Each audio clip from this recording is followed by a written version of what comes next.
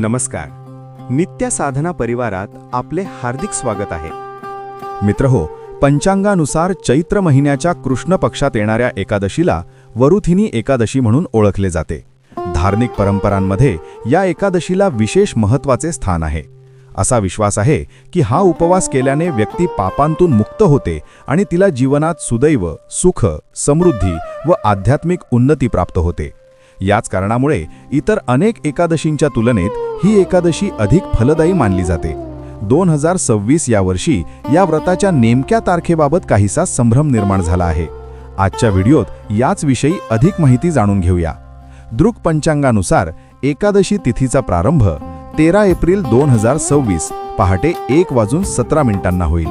एकादशी तिथीची समाप्ती 14 एप्रिल 2026 पहाटे 1:08 होत आहे.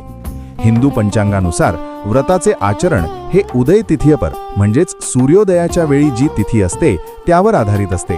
त्यामुळे वरुथिनी एकादशीचे व्रत सोमवार 13 एप्रिल 2026 रोजी पाळले जाईल. या दिवशी ब्रह्ममुहूर्तावर जागे होणे अत्यंत शुभ मानले जाते.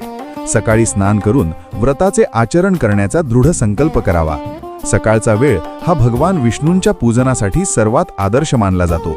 या काळात गाढ श्रद्धा आणि भक्तिभावाने पूजा केल्यास विशेष आध्यात्मिक पुण्य प्राप्त होते. वरुथिनी एकादशी पूजन कसे करावे त्याविषयी आता समजून घेऊया. सकाळी लवकर उठावे, स्नान करावे आणि स्वच्छ वस्त्रे परिधान करावीत.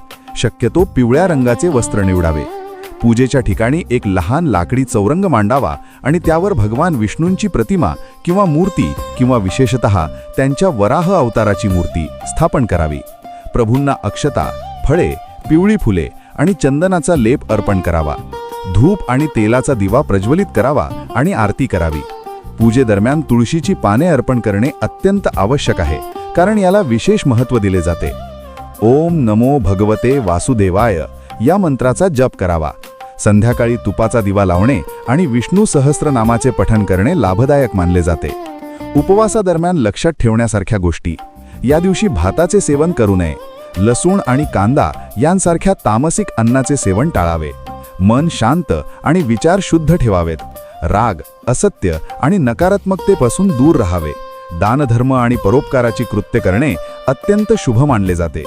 वरुथिनी एकादशीचे धार्मिक महत्त्व काय आहे याविषयी आता अधिक समजून घेऊया.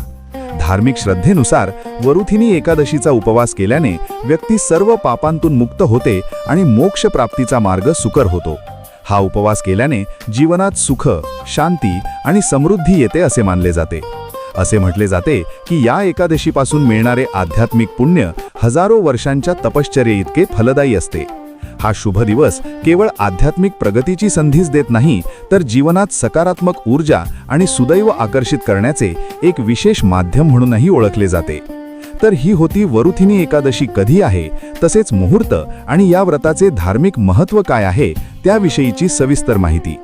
अशाच ज्ञानवर्धक, उद्बोधक तथा आध्यात्मिक माहितीसाठी आजच आमच्या नित्य साधना या यूट्यूब चॅनलला सबस्क्राईब करा. आजच्या व्हिडिओतील माहिती आवडली असेल तर व्हिडिओला लाईक आणि शेअर सुद्धा करा. या व्हिडिओत इतकेच. लवकरच पुन्हा भेटूया नवीन विषयावरील व्हिडिओत. तोपर्यंत जय श्री कृष्ण.